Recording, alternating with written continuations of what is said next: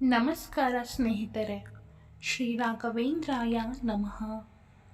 ನಮ್ಮ tips for Kannada ಚಾನಲ್ಗೆ ನಿಮ್ಮೆಲ್ಲರಿಗೂ ಹೃತ್ಪೂರ್ವಕ ಸ್ವಾಗತ. ಗುರುವಾರವನ್ನು ಅನೇಕ ಭಕ್ತರು ಶ್ರೀ ರಾಘವೇಂದ್ರ ಸ್ವಾಮಿಯ ಆರಾಧನೆಗೆ ವಿಶೇಷ ದಿನವೆಂದು ಭಾವಿಸುತ್ತಾರೆ. ಭಕ್ತಿಯಿಂದ ಪ್ರಾರ್ಥನೆ ಮಾಡುವುದು ಮತ್ತು ಗುರುಗಳನ್ನು ಸ್ಮರಿಸುವುದು ಈ ದಿನದ ಮುಖ್ಯ ಸಂದೇಶವಾಗಿದೆ. ಇಂದು ಗುರುವಾರ ರಾಯರ ಪೂಜೆಯನ್ನು ಸರಳವಾಗಿ ಹೇಗೆ ಮಾಡಬಹುದು ಎಂದು ತಿಳಿದುಕೊಳ್ಳೋಣ. 1.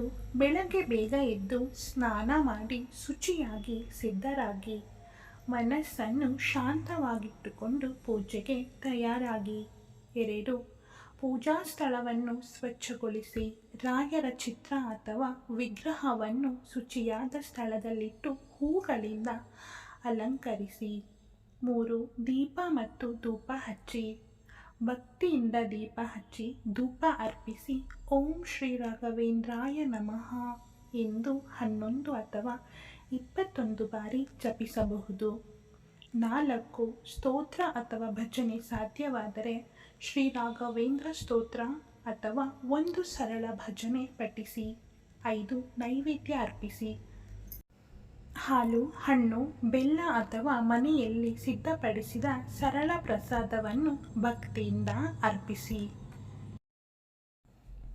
6. ಪ್ರಾರ್ಥನೆ ಮಾಡಿ.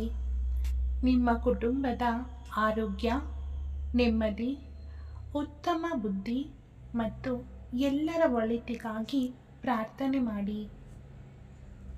7. ಪ್ರಸಾದವನ್ನು ಹಂಚಿಕೊಳ್ಳಿ.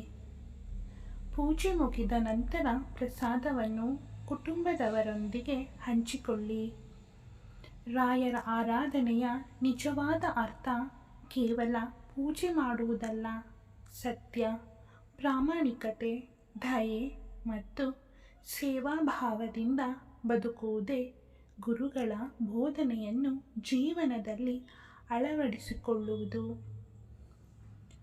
ಸ್ನೇಹಿತರೆ, ಭಕ್ತಿ ಎಂದರೆ ಮನಸ್ಸಿನ ಶುದ್ಧತೆ ಮತ್ತು ಒಳ್ಳೆಯ ನಡತೆ. ಭಕ್ತಿಯಿಂದ ಮಾಡಿದ ಸಣ್ಣ ಪ್ರಾರ್ಥನೆಯು ಮನಸ್ಸಿಗೆ ಶಾಂತಿ ನೀಡಬಹುದು. ಶ್ರೀ ರಾಘವೇಂದ್ರ ಸ್ವಾಮಿಯ ಆಶೀರ್ವಾದ ನಿಮ್ಮೆಲ್ಲರ ಮೇಲಿರಲಿ.